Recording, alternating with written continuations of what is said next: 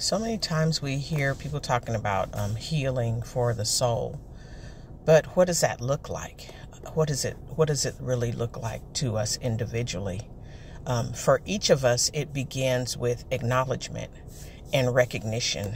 We have to acknowledge and recognize the cycles in our life, things that we keep repeating over and over, habits, situations, circumstances.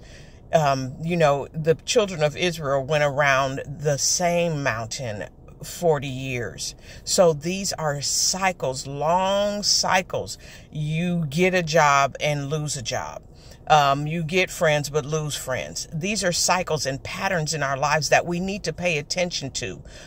You get successful and run away from it.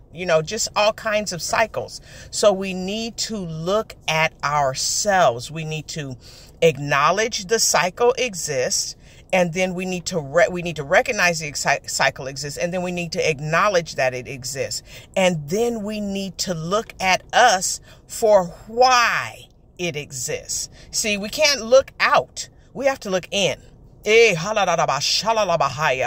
Healing begins inwardly. We look so many times at we want to point our fingers because we don't want to look at ourselves, but Jesus is the healer of souls. And if we will look at ourselves truthfully, He loves truth. He said, I love truth in the inward parts, in our hearts, in our souls. This is what matters. This is what matters. Not who did it, not why they did it, because He'll deal with that.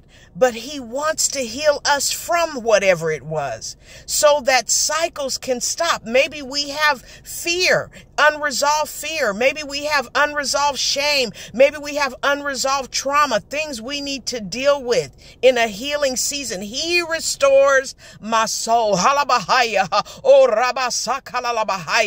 So we need to get to the place of restoration with the one that does the healing. Look inward. That's the best place to look. First way we got to do is recognize and acknowledge. That's where healing begins.